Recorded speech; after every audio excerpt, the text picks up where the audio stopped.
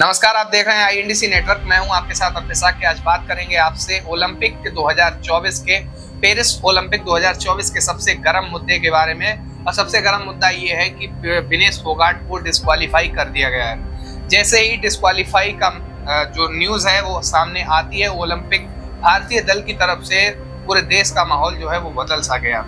चंद्रशेखर आजाद ने सदन में विनेश फोगाट को लेकर कई सारी बातें कई मुद्दे उठाए।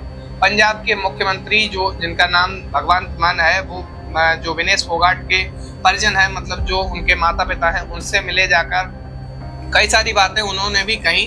और उन्होंने ये कहा कि जो ये विनेश फोगाट हैं, इनके अगर बाल ही काट दिए जाते तो इनके 100 ग्राम जो वजन है वो कम हो जाता। लेकिन कई सारी जो बातें हैं, षड्यंत्र बताया जा रहा है। कुछ लोग कह रहे हैं कि ये एक राजनीतिक षड्यंत्र था। भाजपा के मंत्री बृजभूषण शरण सिंह के लिए खिलाड़ियों ने कई बार प्रोटेस्ट भी किया, लेकिन उनका जो प्रोटेस्ट था वो पूरी तरह से विफल रहा, क्योंकि सत्ताधारी पार्टी भाजपा सत्ता में थी और सत्ता में होने के बावजूद इसकी जो भाजपा की जो चालें हैं वो लगातार चलती नहीं। ऐसा विपक्ष का कहना है, ऐसा खिलाड़ियों का कहना है। विनेश फोगाट को जब से बाहर किया गया है, विनेश फोगाट को लेकर कई सारी बातें सामने आ रही हैं।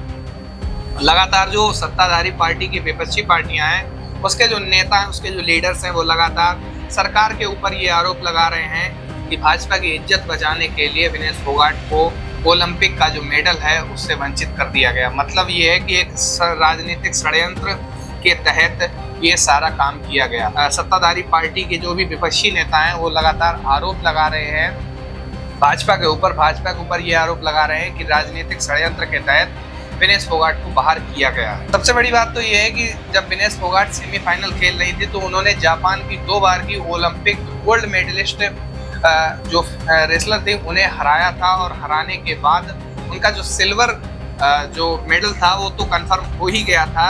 लेकिन अगर वह उनका जो वजन है, जो भी इनका षड्यंत्र, जो विपक्षी लोग कह रहे हैं षड्यंत्र के तहत, या फिर उनका वजन अगर ना बढ़ता तो अगर वह फाइनल खेलते तो उनका गोल्ड मेडल भी पक्का था। ओलंपिक खेल जो है वो लगातार अभी चल रहे हैं। मनु भाकर ने 2 मेडल भारत के लिए जीते हैं। इसके बाद सबसे ज्यादा जो चर्चा का विषय है वो है विनेश फोगाट का डिस्क्वालीफाई होना।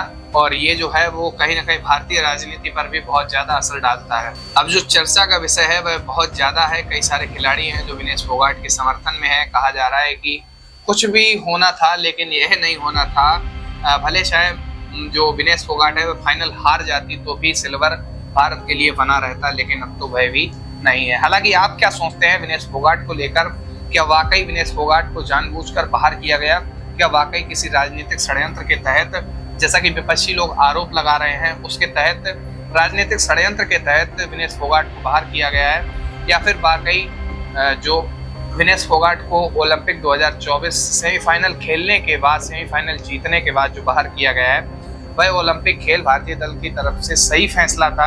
आप इसके बारे में क्या सोचते हैं? क्या वाकई ये जो सारा काम हुआ है वह सही हुआ है, गलत हुआ है? आपकी जो भी राय है वह नीचे कमेंट बॉक्स में हमें जरूर बताइए। बने रहिए आईएनडीसी नेटवर्क के साथ। मिलते हैं नई खबर के साथ। बहुत बहुत धन्यवाद। आईएनडीसी नेटवर्क, बदलते भारत के साथ।